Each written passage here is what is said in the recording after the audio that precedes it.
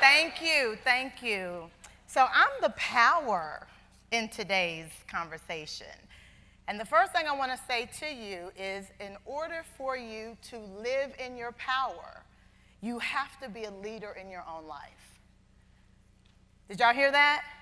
Y'all heard Neely talk earlier about the value leadership. And one of the challenges we have is we just let the day unfold. We do not commit to being leaders in our own lives. So, I am from Richmond, Kentucky.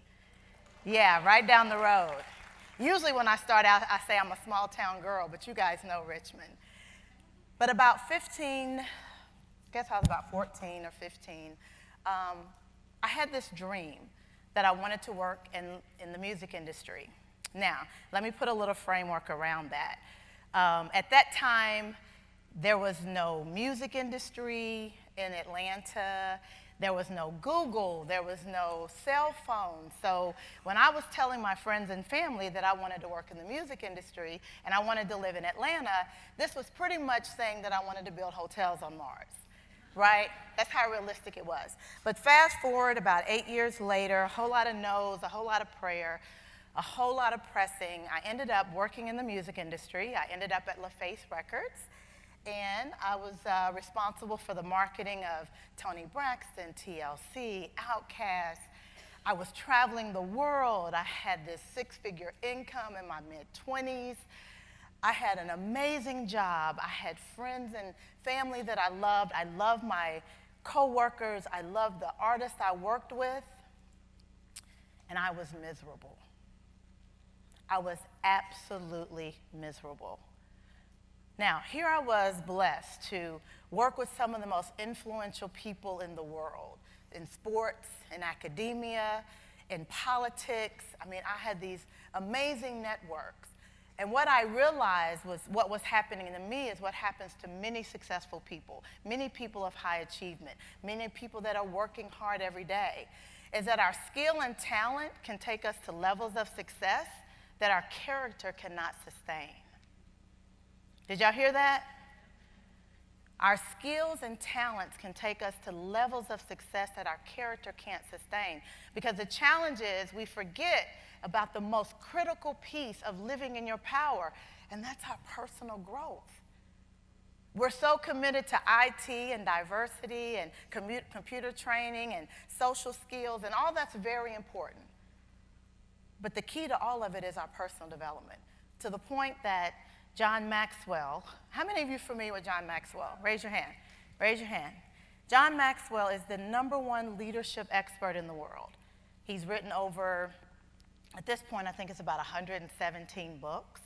He's sold over 40 million books, the #1 leadership expert in the world. But John recognizes the key to leadership is our personal development. And I was so honored that his latest book, Leadership, New York Times bestseller, he actually featured an excerpt from my book about personal development in his book about leadership. That's how key personal development is. So can we have the lights brought up just a little bit? Just a little bit, just a little bit. Just bring them up just a little bit. So guys, I want you to take a moment, because this is the interactive piece. Y'all ready? Y'all ready?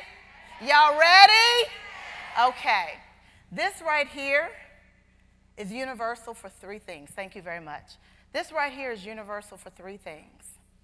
The first thing that it's universal for is surrender, right? When you're like, I'm done. I'm done. The second thing that it's universal for is gratitude. Yes, thank you. Thank you. And the third thing that it's universal for is victory, right? Right? Now I live in Atlanta. So when Matt Ryan throws that touchdown, it's like, what's he do when he hits his receiver? Yes. Yes. It's universal for 3 things. Everybody stand. Everybody stand. Everybody stand. Everybody stand. Everybody stand. Everybody stand. Everybody stand. So, my session is about power. It's about power. I came here with one goal and one goal only, and that is to 100% shift your mindset and 100% transform your paradigm. You with me? If I do that, I've done my job. So, some of you guys came in here today with something that you need to be done with. Yeah, you already know. I don't even have to go any further, right? You like, girl, I didn't know we was going to do this early. Yes, Catherine, there's some things. She already knows hers. I need everybody in the room. What's that one thing that you need to be done with? You need to leave it in this room. It may be a person.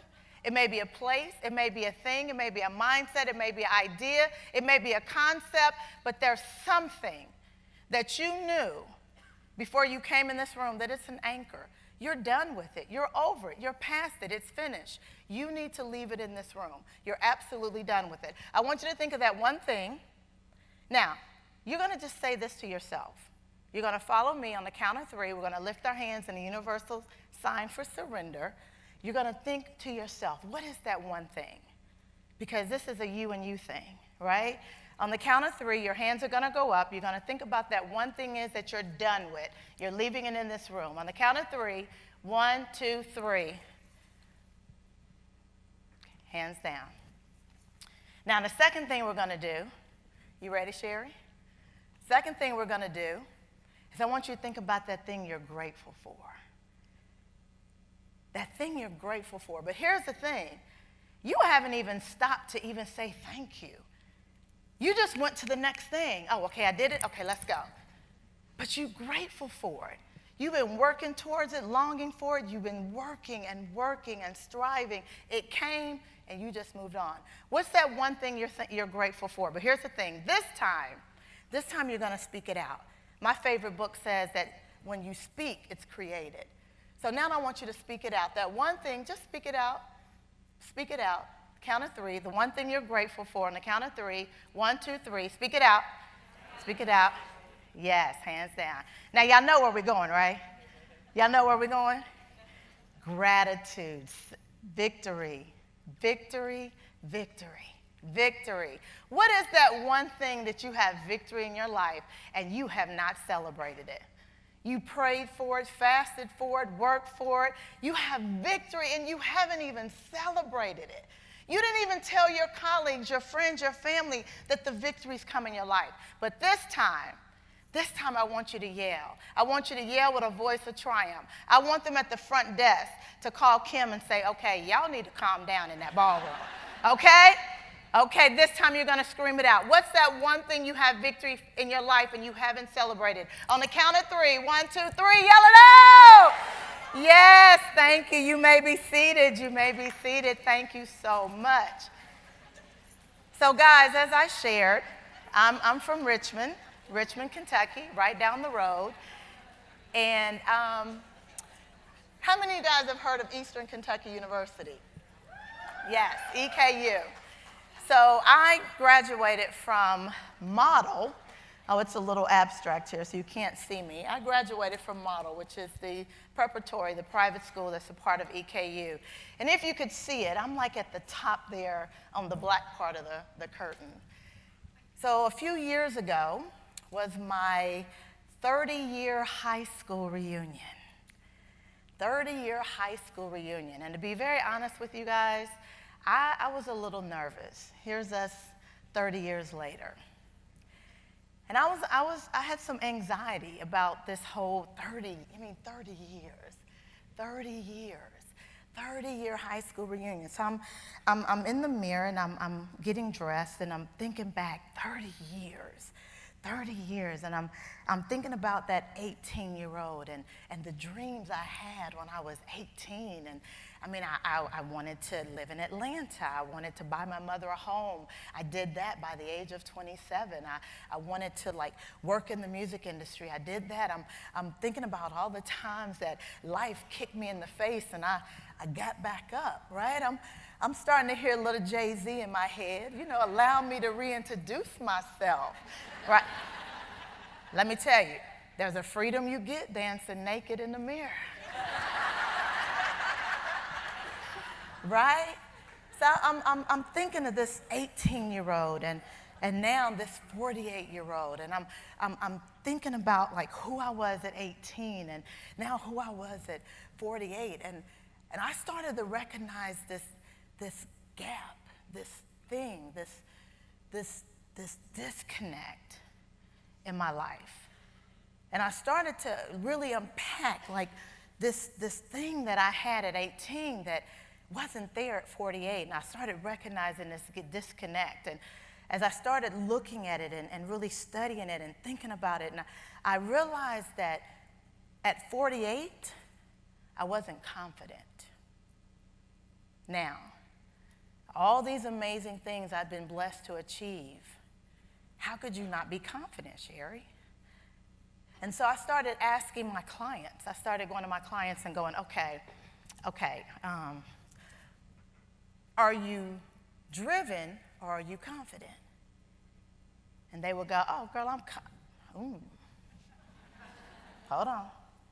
And I went to my other clients and said, okay, are you driven or are you confident? And I started to recognize it wasn't just me. I started to recognize it's what all the achievements that I had had and my colleagues and my clients, there was this disconnect that drive is what pushes us to achieve. Confidence is who we are when we get there. And I started to recognize that wasn't just me.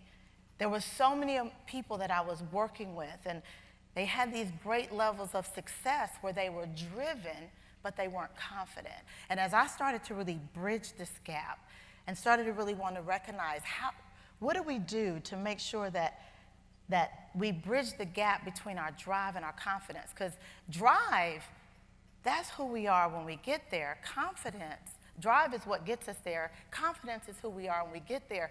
But there's this disconnect. And so the first thing I had to recognize is that I had to stop saying, I don't know.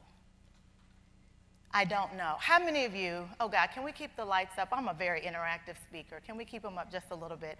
How many of you guys over the last 2 weeks, no, you know what?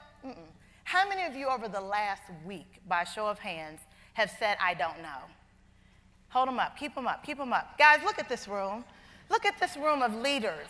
Look at this room of high achievers. Keep them up, keep them up. God, I want you to know you're not alone. Look at this room of power. And 95% of the room has said, I don't know in the last week. Let me tell you the problem with I don't know and why it robs you of your power. Because every time you say, I don't know, you rob yourself of everything you do know. Every time you say, I don't know, you rob yourself of everything you do know. And that robs you of your confidence. The second thing that I recognize is that I had to give myself permission. And there's a reason there's 3 dots at the end of it.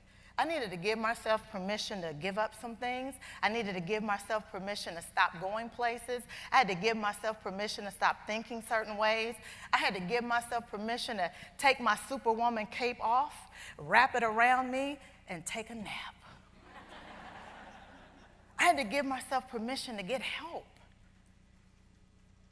There's a lot of women in this room, and a few good men, that you need to give yourself permission. And for many of you, it's give yourself permission to get help. It takes a village, not just to help raise our kids, but to help us be who we're supposed to be. And the third thing I realized is I needed to be a disruptor in my own life. Guys, it can no longer be business as usual. You have to be a disruptor in your own life. Just like Uber has, how many of you taken Uber in the last week? Show of hands. How many of you taken a taxi in the last week? 0. You've got to be a disruptor in your own life. You have got to change the entire direction of your own life in some specific areas. So guys, for me, I realized that I had to stop spending 100% of my time on 10% of who I am. And that's where I came up with the whole idea of exponential living that I captured in this book. Exponential living is pursuing peace, choosing clarity, and living courageously. Pursuing peace, choosing clarity, and living courageously. Because every time you get in a place of peace, every time, it brings the clarity that you seek. And when you put peace and clarity together, there's a courage you have to do anything. And how we live that journey, I captured in my book, is through these 9 principles. And today, what I want to do is I want to focus on the first principle, live in your power. Live in your power, the 5 keys to inner peace and increased productivity. It's the first principle of exponential living. The first key is perspective. I love what Neely said earlier about vision, I love what Andy Stanley says. Many people die after living a long life with their dreams never fulfilled because they don't have a vision to guide them through the process. Vision is born in the soul of a person who is consumed with the tension between what is and what could be. Vision. See, how I describe perspective and vision is, you see this back here, you see the cameraman? Everybody look at the cameraman and wave at him. Hey! That's the dream. That's the goal. We're very clear on that. The challenge is the steps that we take to get there. That's the vision. And in this day and age with technology and all the options we have, there's so many different ways to get to that one goal that we just get all over the place. And we have to have a vision. What are the steps to take you there? I love when I spoke with Steve Harvey, I was on the Steve Harvey show. I've done his conference several times, so we've shared the stage together. And one of the things that he shares is at one point he was $20 million in debt with the IRS. Now, I'm an entrepreneur. $20 million in debt, like when you have credit card debt, the interest at 22, 27%, depending on your credit score, it accrues monthly. But when you are in debt with the IRS, that interest, those penalties are accruing every second. But his perspective was, I'm going to be a multimedia mogul. Guys, what is your perspective? What are the challenges in your life that are robbing you of your power because you don't have a vision? Your perspective is off. The second key is ownership. Ownership. What are you focused on? In December 2014, I did the most courageous thing I've ever done in my life. I removed 80% of everything from my to-do list. 80%. Who said wow?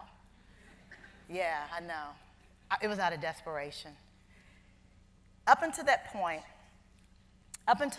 I had spent 7 years trying to write the book proposal for this book. Now, the book proposal is an outline. It's not the book.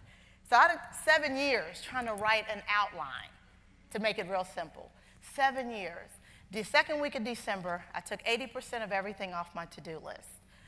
The January 7th, 2015, I submitted my book proposal to my agents. They called me within 15 minutes and said, oh my God, Sherry, you found your voice. The second week of February, I had 5 offers from 5 publishers for my book. Do y'all hear the timeline? Do you hear the timeline? What was taking me 7 years to get done, I completed in 8 weeks because I got rid of the distractions. Guys, I learned 3 things when I took 80% of everything off my to-do list. The first thing I learned is 1/3 of the things on my to-do list, I don't even remember what it was. Now, they were weighing on me that heavy every day, right? Because no matter what you do throughout the day, when you get home, isn't your to-do list bigger than it was when you started, right? And it weighed on me every day, and I don't even remember what it was. Another 1/3 of that 80%, somebody else should have been doing. Somebody else should have been doing. This is just for the ladies. A few good men, I'll be back to you. But for the ladies in the room, let me tell you, there's some things your daughters, your sons, there's some things your husband can be doing. Ladies, let him wash the towels. I know when you open the drawer, when you open the cabinet, the towels fall down on you. They stuffed it. It's okay. Let him wash those towels, right? There's some things that other people need to be doing. And the third thing I realized with that 80% of things that I took off my to-do list is they were chronologically out of order. Our to-do list is such a habit. We just automatically, oh, I need to do that, I need to do that, we don't even look at it and go, when should I do this? And so 80%, a third of that 80% was chronologically out of order. Here's the timeline. Here's the timeline. 7 years. Took it off December 2014, 5 deals, 5 offers by February. Now that the book deal is done, I can put something else on the to-do list. So guys, I left 3 things. When I took 80% of everything off my to-do list, I left 3 things. Lose 25 pounds, get a publishing deal, and increase my speaking engagements. This is what I love. Brené Brown says, you either walk inside your story and own it, or you stand outside your story and hustle for your worthiness. We're doing too much hustling and not enough strategic movement. The third key is our plan. What is your plan? And I know I'm in a room of some corporate powerhouses. I'm not talking about that 60-page business plan, that 15-page executive summary. I'm not talking about that. I'm talking about what is the 1 or 2 at the most 3 most important next steps. Most important next steps. All of it's important, but what's most important? After I took those 3 things, the 80% off my list, my to-do list, I had 3 things. What were the 3 things I left? Lose 25 pounds, get a book deal, increase my speaking engagements. Now, when I made that decision, I also had this amazing opportunity with the John Maxwell team, right? John Maxwell, we already said the powerhouse he is. I had the opportunity to have the only Atlanta proper location for his simulcast. Now, that was a great opportunity, right? Was that a great opportunity? Yes. I got to keep all the money from that opportunity. Was that a great opportunity? Yes. That was a distraction. See, when you get real clear with your perspective, when you get clear and take ownership and have wisdom in your plan, you will get crystal clear on when an opportunity is actually a distraction. So many of us in this room are chasing distractions because it's wrapped up in a pretty bow and it says opportunity, opportunity, opportunity. But when you know the 3 most important things, what was my 3 most important things?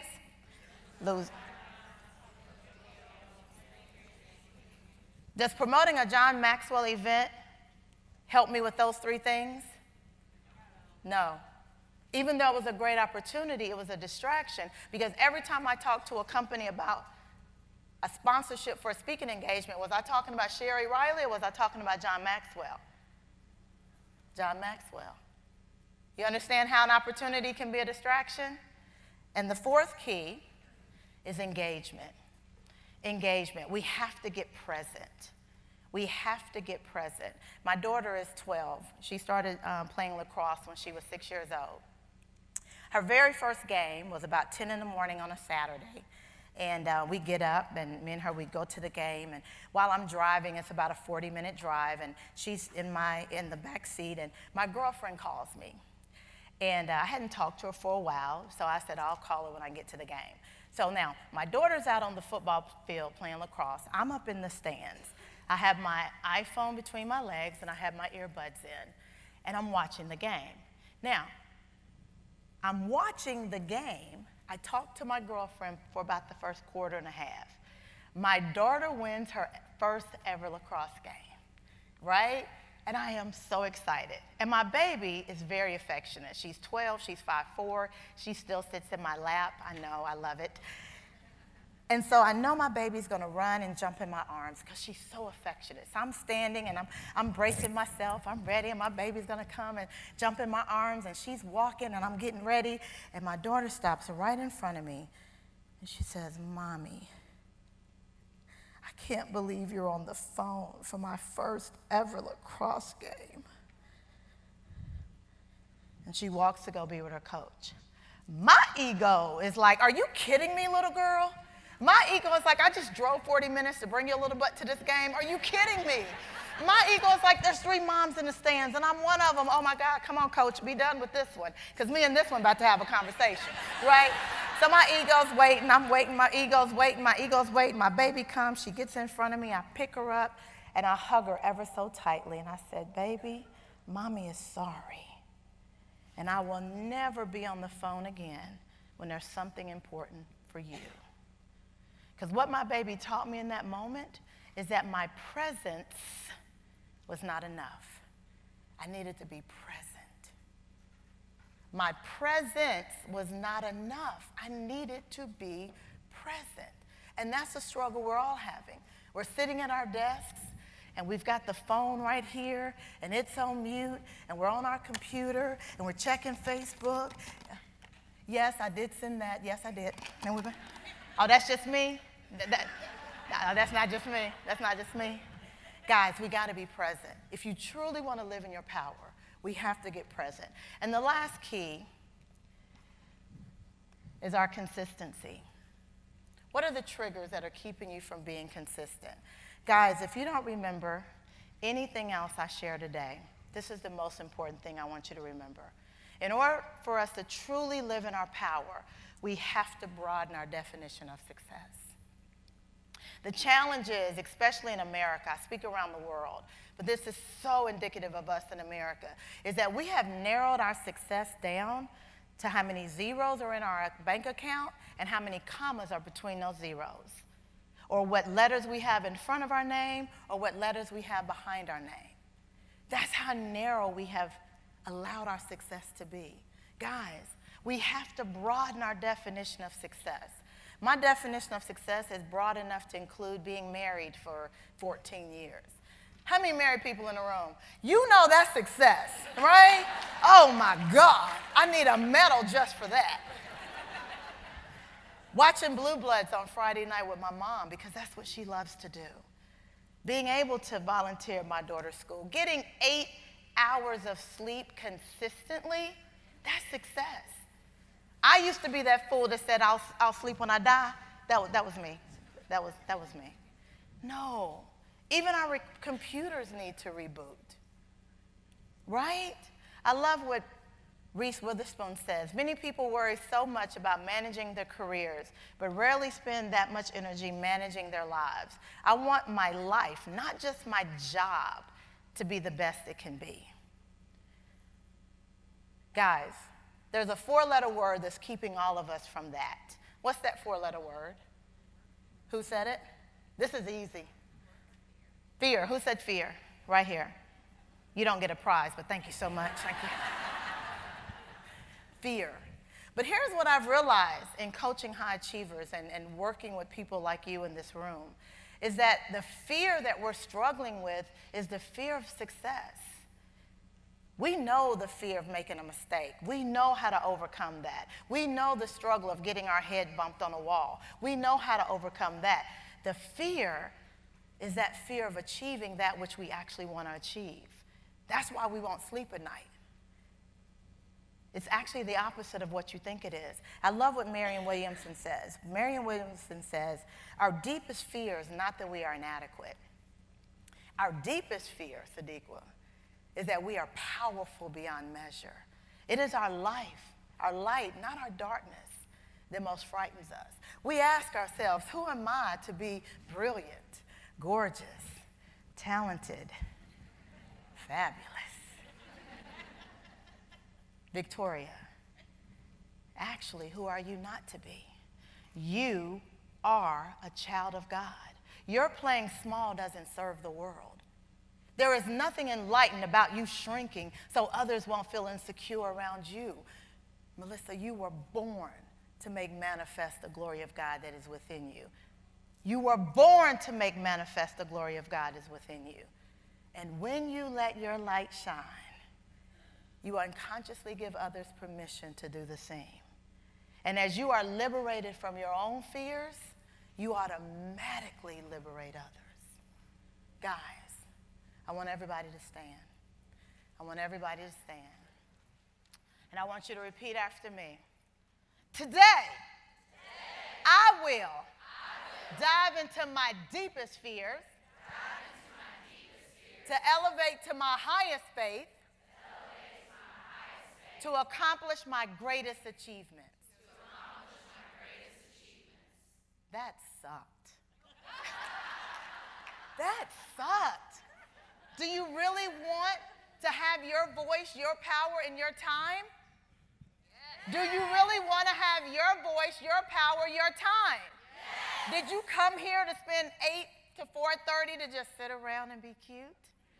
No. You came to live in your power. Today, I will dive into my deepest fears, to elevate to my highest faith, to accomplish my greatest achievements. Thank you, guys. Give yourself a hand. You may be seated. Guys, here's the power of living in your power. Peace is possible. Peace is possible. Peace is our power, and peace is the new success. And that's why I wrote this book, Exponential Living. It's going to be available as soon as I finish my session right outside. They're $25. And it's the 9 principles. Because like I said, I've worked in an industry, the entertainment industry, corporate America, and with athletes. And what I have found is that you can have the world screaming your name. You can have the biggest title in the room. You can have the most amazing children. You can have a marriage that just lights your fire, makes you weak, and makes your toes curl. But none of it matters if you're empty. And the only thing that really fills us is peace. Peace is then what gives us the power to engage and truly live in the power of all those things that we work so hard to achieve. So for anybody that would like to have a copy of today's session, just text my name, Sherry, to 770-637-0081. And I actually will give you, when I did this talk with Steve Harvey at his conference, because I really want you guys to, I'm like Neely. What Neely said is she wants you to write your 5 things down so that you can genuinely take action. That's what drives me. What drives me is Miss Barnes, who told me she heard me speak in Louisville before, and she's actually done some of the things that we talked about. So I genuinely want you to take this message and hear it over and over and over. So if you text Sherry, S-H-E-R-I, there's 3 Sherrys here. There's 4 Sherrys. Here's one, but 3 of us spell it just like that. Never see Sherry's way it's spelled that way. But text Sherry, and you'll get a download of today's session. Guys, there's 5 keys that I went over today. What is your perspective? Meaning, what is your vision? Take ownership of your life. Means, what are you focused on? What are you really focused on? What are the things that you need to clear off your to-do list today? During lunch, there's some things you need to take off that to-do list. The wisdom to have a plan, which is the 3 most important next steps. All of it's important, but what's the 3 most important next steps? The engagement. We have to be present. We have to be, your presence is not enough. If I see another family of 4 at a restaurant, the 2-year-old has the iPad, the 4-year-old has a phone, both of the parents are on phones, oh my God.